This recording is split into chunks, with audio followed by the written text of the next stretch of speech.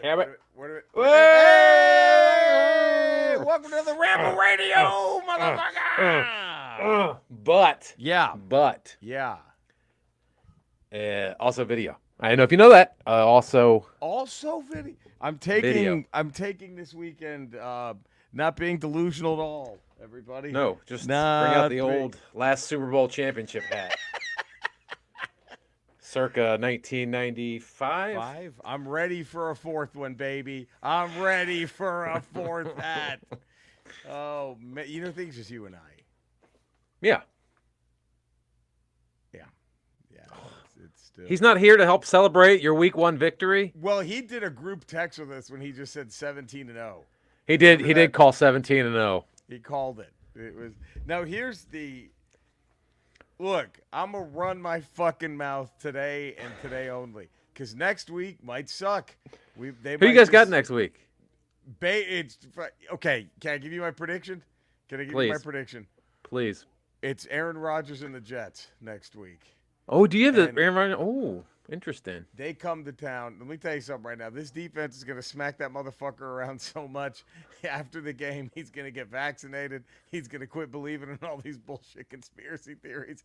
That's how hard this fucking defense is going to smack that motherfucker around. Mike is going to knock some sense into him? It's going to fucking send him right to fucking CVS to get vaccinated after the game. That's what's going to happen. Dude, I thought they were going to lose the game. We talked about before the game. We were both like, Daniel Jones is probably due to get one. Saquon Barkley's due. He's just because they've never beaten Dak Prescott and the Cowboys. I don't think. Like, maybe they may beat the Cowboys, but not Dak Prescott. Yes, not Dak. And I'm like, well,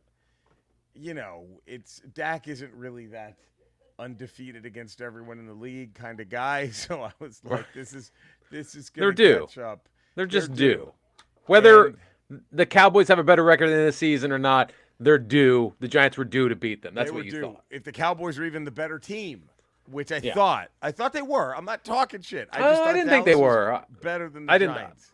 I thought Dallas was better than the Giants. Yeah, the Cowboys for sure better than the Giants. A better team than the Giants. I just thought they were going to sneak up and get them. Right, and it was, man. The opening drive. Did you see the game? I missed the game. So I was recording another podcast. Yeah. The Giants were just rolling the opening drive.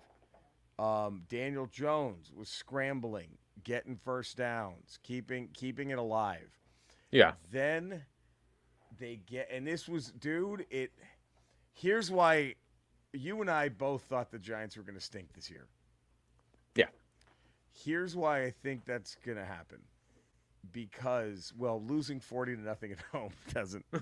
But on opening night. But, dude, they.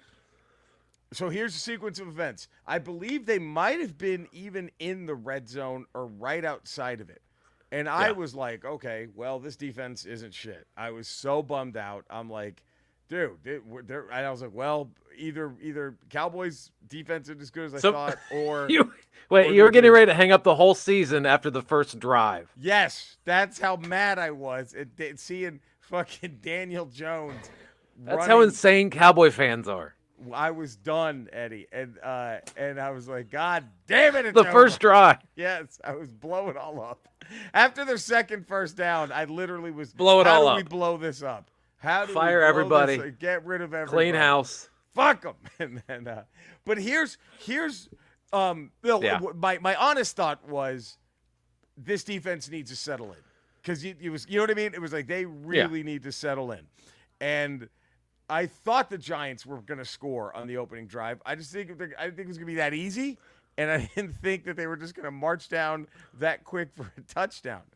And so I believe they were either in the red zone or right outside of it. You ready for this shit?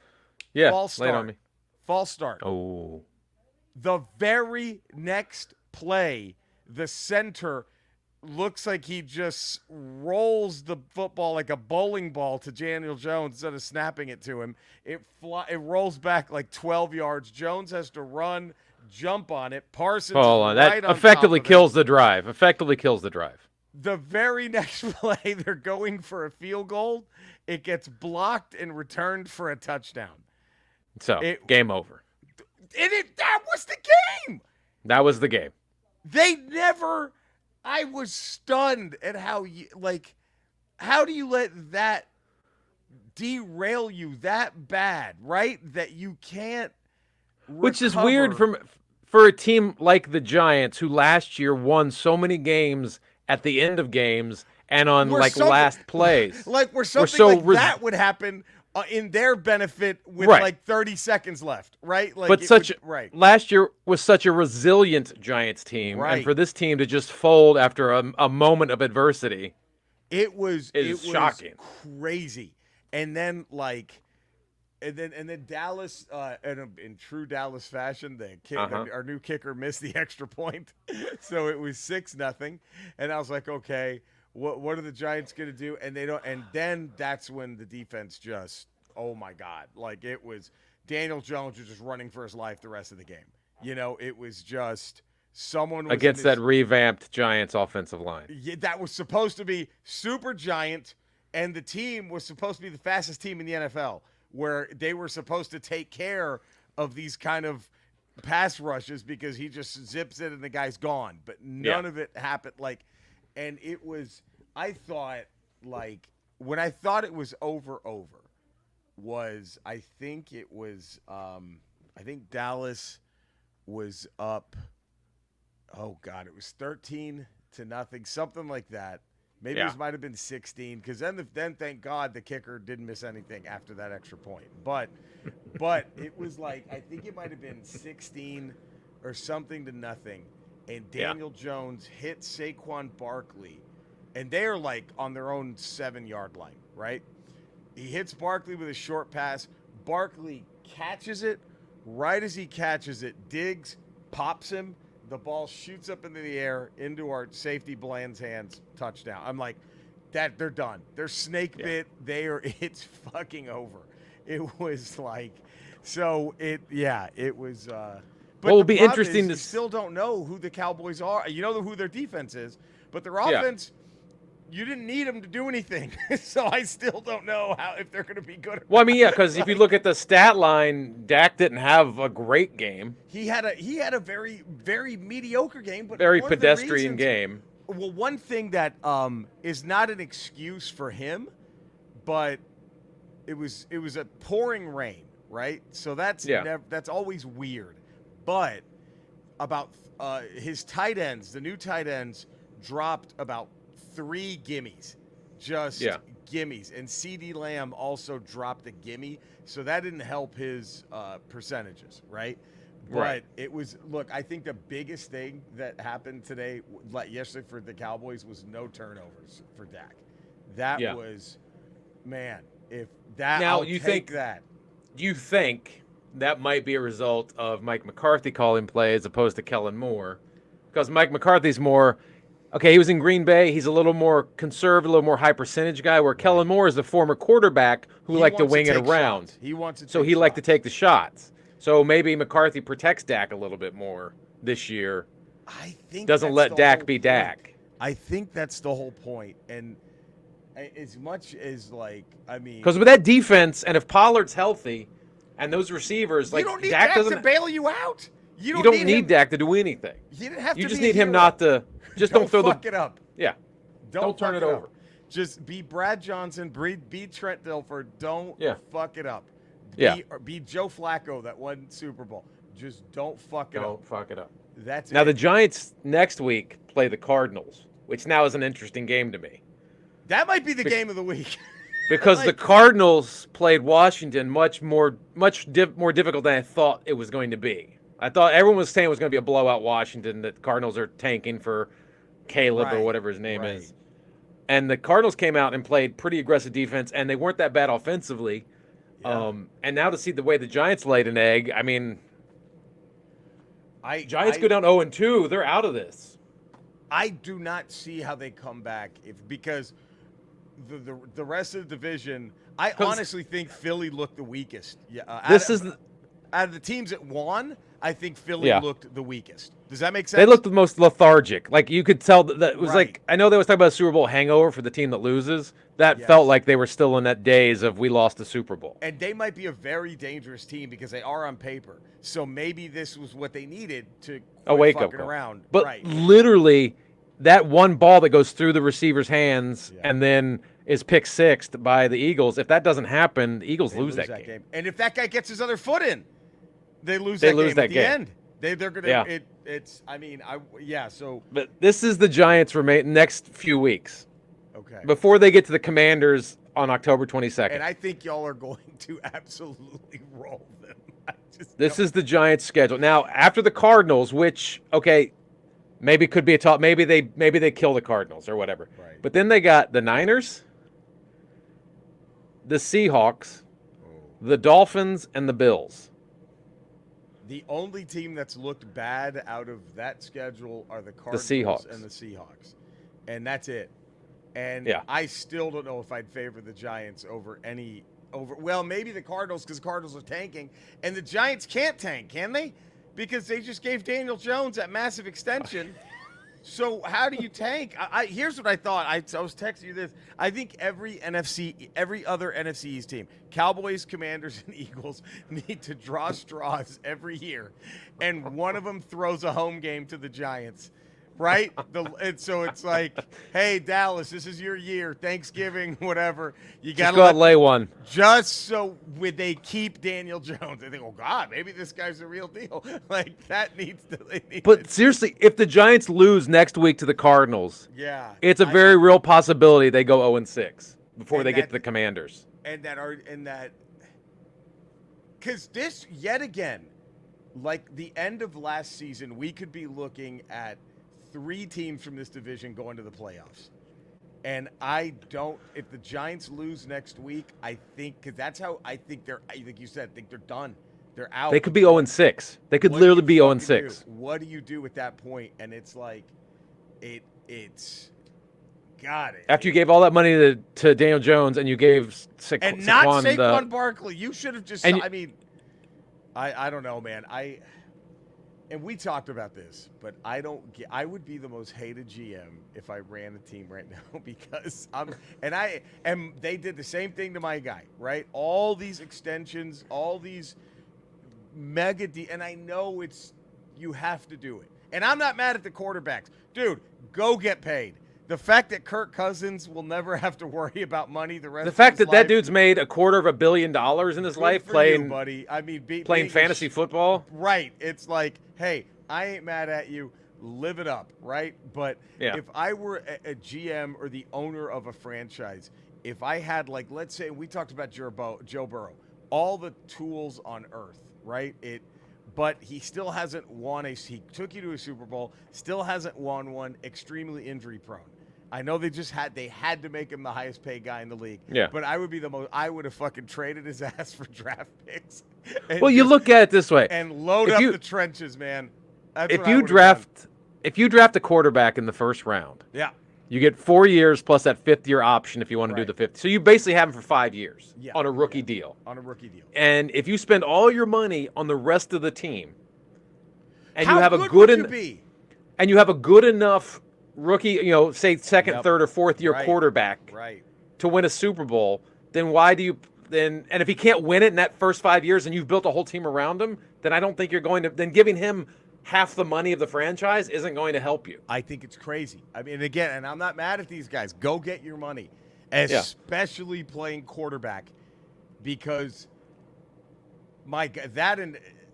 anytime a quarterback or a running back specifically can get good for you because your shelf life is nil unless you're legendary. Yeah. And now in football today, most quarterbacks that win a Super Bowl, they win it within their first 5 years. They do. And then it's like Mahomes is the only guy I'd be like, yeah, of course, give him that money. Of course. Yeah.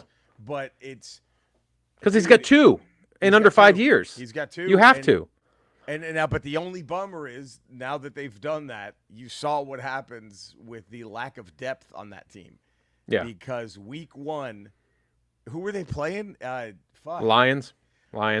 And the Lions don't suck, but I would still look at the Lions being a team doing this. They're still coming up. I don't think they're going to be as good as they can be. I think they need to get a quarterback, right? Yeah, I don't you know know if what I mean? Goff's the guy.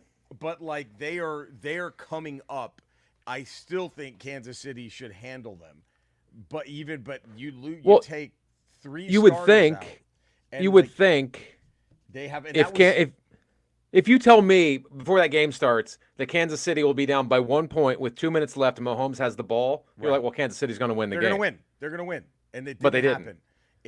It's like I don't know. I just you and here's the one thing. The only thing that is getting me like legitimately not just because I thought the Giants were gonna suck. I didn't think it was gonna be that bad, but and I also know that things can snowball and fall apart quickly, right? Like had that false start not happened, I still think the Cowboys win.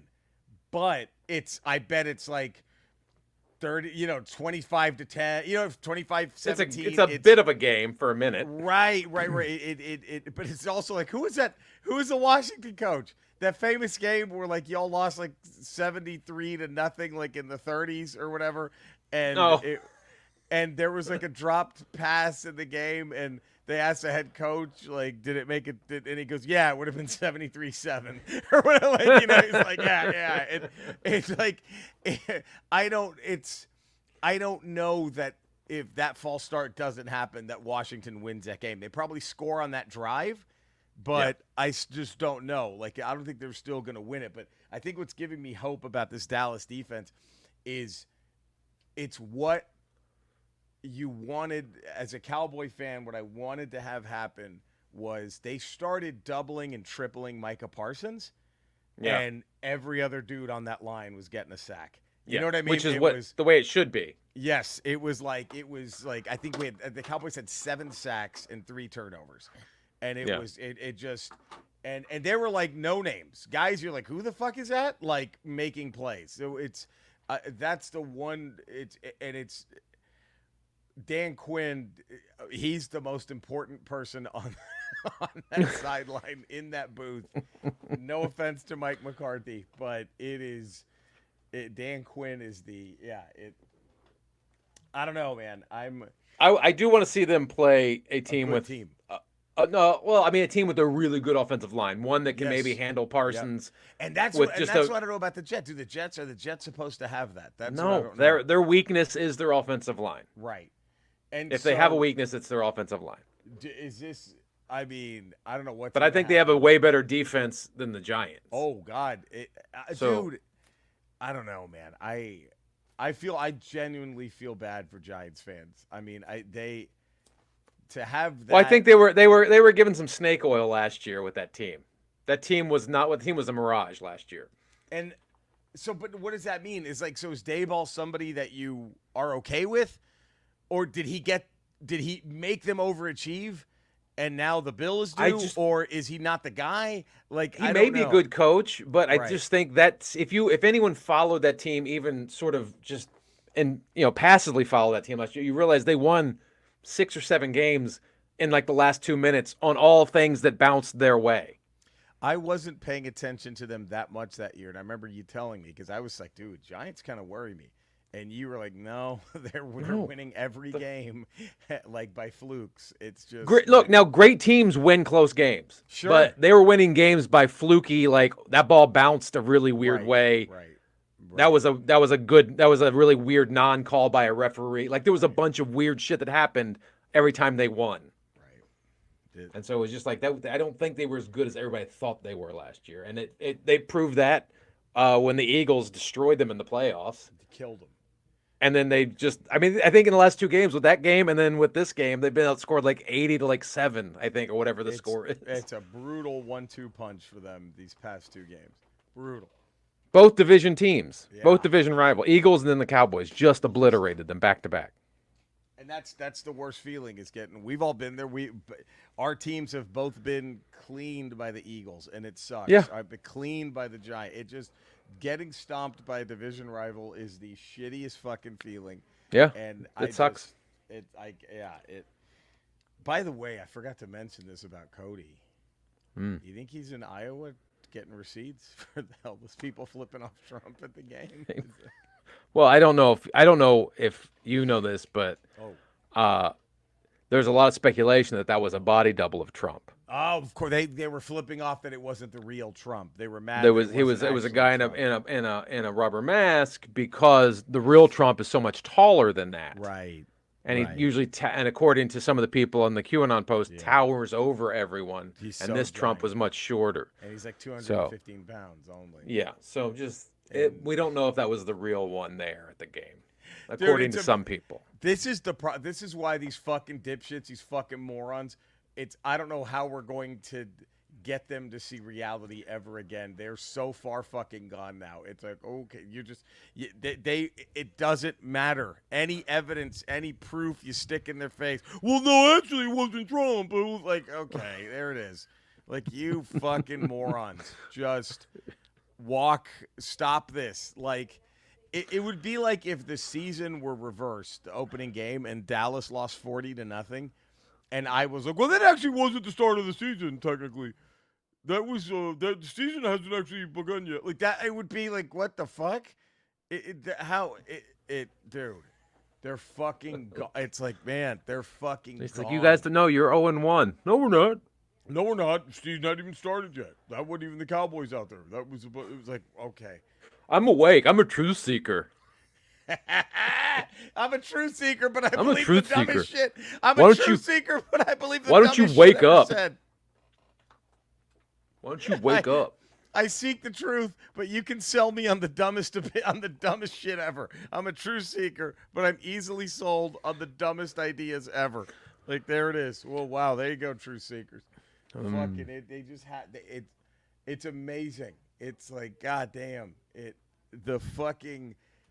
And here's why I think it's so hard. It's going to be so hard to fix people of this, is because Trump and that QAnon and that truth seeker shit. It speaks to one thing: I am a loser in life. I've never understood why I'm a fucking loser, why my dreams aren't coming true, and so this is it. It's everyone else's fault but mine. It's everyone else's fault but mine. It's a conspiracy against me. This is and not like, and even people who aren't dipshits, who've just suffered traumatic things in life. Well, I'll just okay, it's easier just to believe this stupid shit. It's fucking. That's why I don't know how this ever gets. I just think we have to deal with like fucking 40 million people just being fucking morons. People just don't want to believe that the universe is chaos, and we're just all trying to navigate our way through it. That's it. And there's no, and so instead That's all of shit like him, like, oh, he's the savior. Okay. There's no one in charge, and there's no one that's going to save you. Fucking Illuminati. These fucking idiots. Illuminati. It's just. That's a comic book group. We are on a fucking bucket of water floating in outer space. You really think anyone here can control any fucking thing that's happening? You fucking idiots. We're on a fucking. Not if you believe it's a flat Earth. It's a flat Earth, but we're not even floating. There's a giant ice wall that goes around us. Yeah. And then what's on the other side of the ice wall? That's it. That's what it is. Jesus. It is. Oh God. It's fucking. It's sad, man. It's sad it's what awful. We're up against. It's sad. I think that's a title. I'm a truth seeker, but I'll believe the dumbest shit you tell me.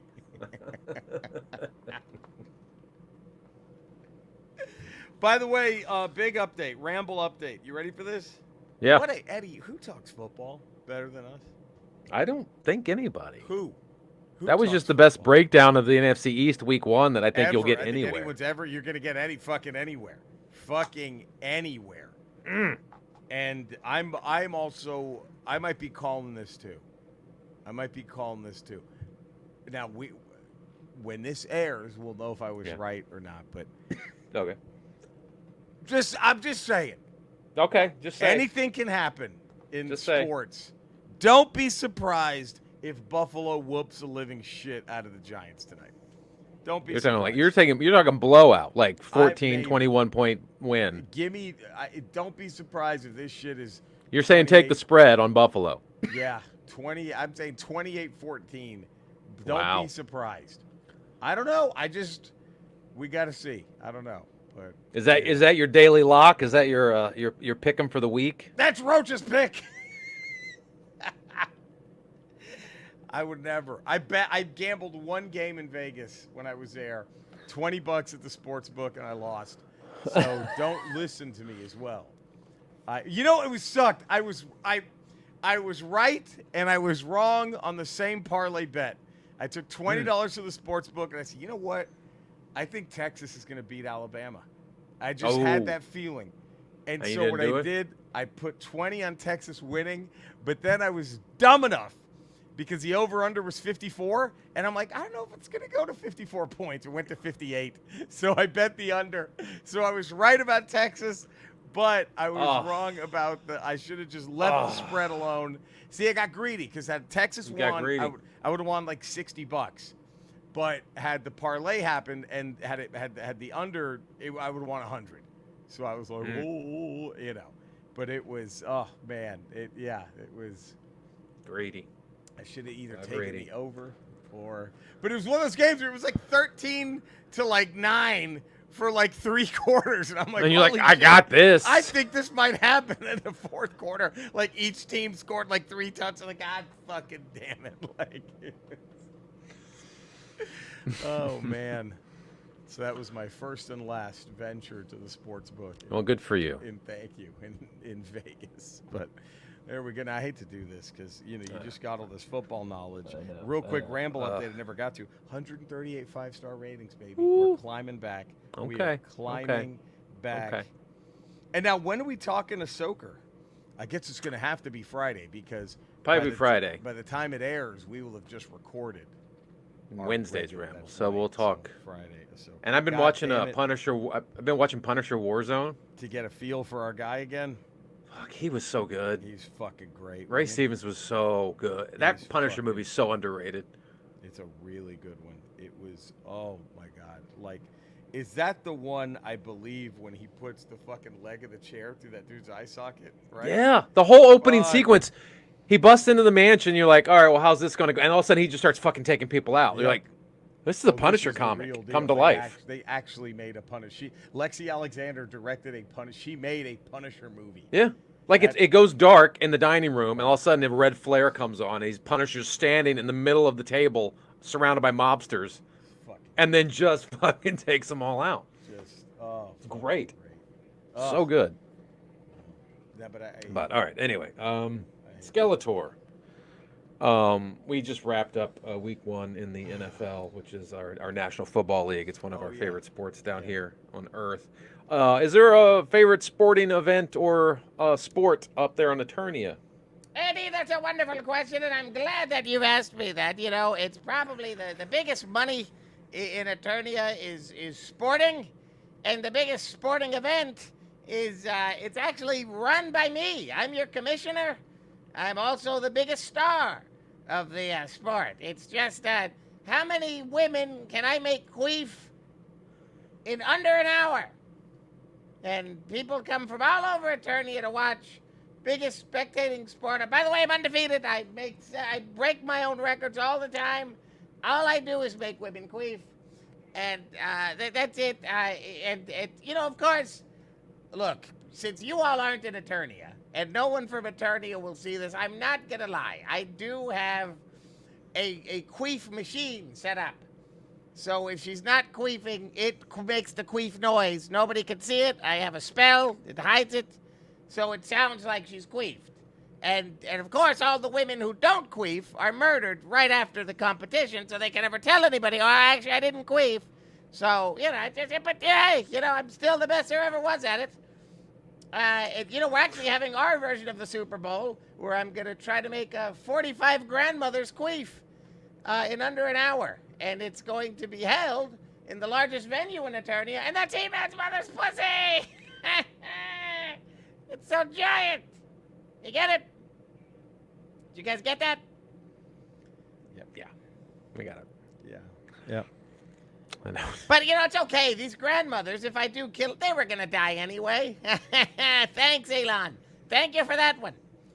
All right, there we go. Wow. Jesus, he's bringing Elon and the monkeys. He's buddies. Well, it figures he's buddies with Elon. Of course he would be. Of course he would be. Of course. How was that the shittiest thing? Oh, those monkeys were gonna die anyway. Okay, so torture 'em. We're all gonna fucking die anyway. He's gonna die anyway. So why don't we take a shot at him? Torture him, fucking mutt. Oh God. But yeah, Cinesnob. Oh, fuck you. You're all jealous. Okay. All right. You're hating on a billionaire. Okay, there it is. That's. Oh boy. Cinesnob Cody. Yep. Cinesnob podcast. Get him up. Get LaQuisha righted. LaQuisha righted. Eddie working all the fine folk. Five YouTube. 5 days a week. Patreon.com. The Ralph Report. Tuesdays, Fridays, Ramble Radio. Wednesdays, Ramble Proper. Oh, you can find me in the same Ramble locales. You can find these gentlemen, Eddie and Cody. I'm also streaming Twitch and Kick at Retro Rocha, my YouTube channel, just my name, pretty much every weeknight, 8 p.m. Pacific. Unless I'm on the road, Eddie, then it's Retro Rocha After Dark. Ooh, After Dark. Where I have to rely on the sometimes fine, sometimes horrific Wi-Fi of hotel rooms. Vegas, horrific. Because they don't want you in there. Dude, real quick, the rooms that we are in, I heard a rumor. The rooms we were in for our stay at the separate stays at Brad Garrett's Comedy Club at the MGM, that weekend when the F1 race is in town, which they're building right now in Vegas in November, those rooms, because they overlook, you can see a lot of everything. I could see the track from where I was, where they were building it.